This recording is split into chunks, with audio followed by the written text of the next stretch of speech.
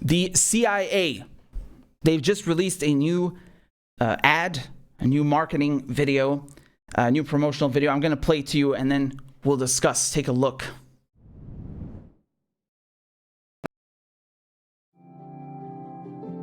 When I was 17, I quoted Zora Neale Hurston's How It Feels to Be Colored Me in my college application essay.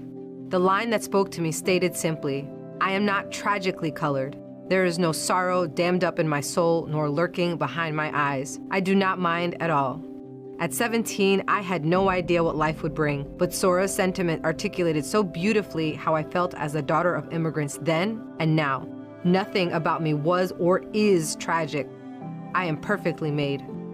I can wax eloquent on complex legal issues in English while also belting Guayaquil de mis amores in Spanish. I can change a diaper with one hand and console a crying toddler with the other. I am a woman of color. I am a mom. I am a cisgender millennial who's been diagnosed with generalized anxiety disorder. I am intersectional, but my existence is not a box-checking exercise. I am a walking declaration. A woman whose inflection does not rise at the end of her sentences, suggesting that a question has been asked. I did not sneak into CIA. My employment was not and is not the result of a fluke or slip through the cracks. I earned my way in, and I earned my way up the ranks of this organization. I am educated, qualified, and competent, and sometimes I struggle. I struggle feeling like I could do more, be more to my two sons, and I struggle leaving the office when I feel there's so much more to do. I used to struggle with imposter syndrome, but at 36, I refuse to internalize misguided patriarchal ideas of what a woman can or should be. I am tired of feeling like I'm supposed to apologize for the space I occupy rather than intoxicate people with my effort, my brilliance. I am proud of me, full stop. My parents left everything they knew and loved to expose me to opportunities they never had. Because of them, I stand here today a proud first-generation Latina and officer at CIA. I am unapologetically me. I want you to be unapologetically you, whoever you are. Know your worth. Command your space.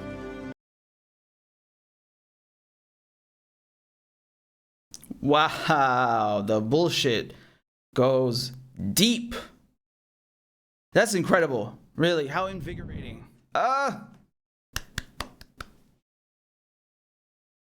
What is that?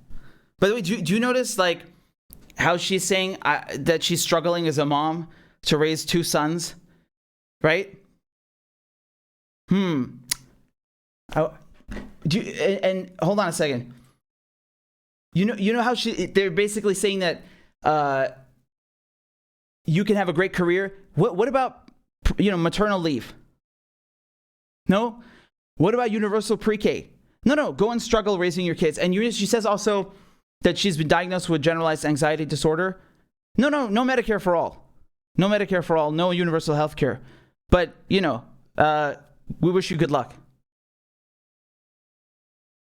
And it's great you speak Spanish because we're going to be using you to oppress your country of origin, the neighboring countries, the entire continent of Latin America, which the CIA has cooed God knows how many times. I can't even keep count. Some countries twice, thrice. I mean, yeah, this is really, really something. Yeah, this is really something. Wow. Woke imperialism, right? And something else that I wanted to show you also, which I saw on Twitter, again, equally as invigorating. Now this one, I believe, was posted by Travis Akers. He said, history was made on Friday with the first ever all-gay U.S. Navy helicopter crew. Wow. I mean, I think I've seen this before, right? You guys know what this reminds me of. That's Uncle Joe's Rainbow Coalition death cult.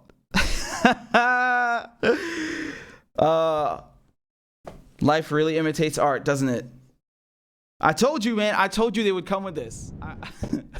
I told you, right?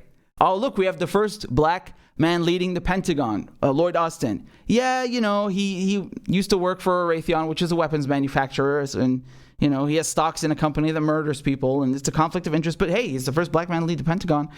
Avril Haines, yeah, she used to drone people and shit, but man, she's the first national director of intelligence.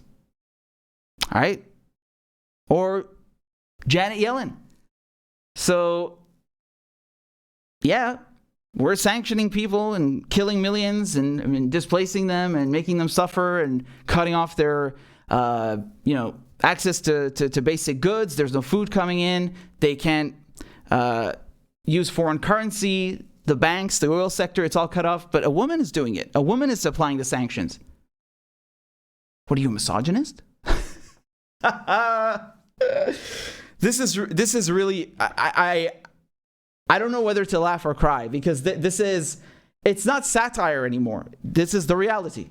This is not satire. It's just, I mean, dude,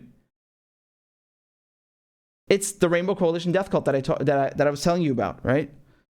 So, by the way, if you want the t-shirt, the link is below. store.richardmedhurst.com. I can't help it, man. These liberals keep making me plug my merch. It's their fault. Go blame them. Because every time they do this, I bring it up. It's not my fault. But seriously, where's the difference, right? Between all these presidents? Bush, Obama, Trump, Biden. They just, they add different stickers on the plane, but the bombs are still dropping. The sanctions are still starving people. Oh, no, but it's okay. We have diversity now, right? It's woke imperialism. It's so I want to say something here, because I find it so hilarious how the CIA know this is bullshit, right? They know that this is no deferment in policy. There's no change there. They don't care. They're actually using that to their benefit to kind of rebrand themselves, right? They have a Twitter account. And they post crap like this, and they try to market themselves as being, woke and a progressive, because they have a diverse workforce of imperialists and murderers and assassins. But they're still doing the same things. But you should be happy, because diversity, right? Yeah, that's what matters. All that's left now is they put a Syrian in charge of the treasury and OFAC, so a Syrian can start putting sanctions. A Syrian woman, because now Janet Yellen is a white woman. We need a we need a woman from the global south. Oh my god, they never quit, dude. I believe there was an article by Glenn. He wrote this a couple of years ago. I think it might have been in the Intercept. I'm not sure. It was basically when GCHQ is Britain's equivalent of the NSA. On the coast, they have this huge spaceship looking facility. It looks like something from Star Trek, from the future, and they lit it up with pride colors, right? How cute, right? So the people spying on you and assassinating people around the world and carrying out acts of terrorism, it's okay. They're diverse now. And I think they even they said Turing's, right, in that tweet. And it's a very interesting point, because Alan Turing, invented the modern computer. He was a cryptologist. He's a brilliant mathematician. He was a code breaker. He helped break, the Polish and the British, they broke Enigma, which is the German machine that they used to encrypt their messages, okay? And Turing at Bletchley Park, he helps break it.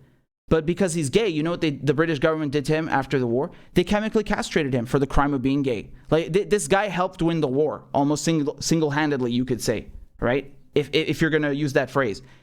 They chemically castrated him for being gay after winning World War II for them. And now they completely whitewash that and pretend, look, we celebrate diversity. Really? Where was that in the 1940s with Alan Turing? They made that man suicidal. They ruined his life after he won them World War II. Disgusting. Disgraceful. And they have no shame even using his name, right?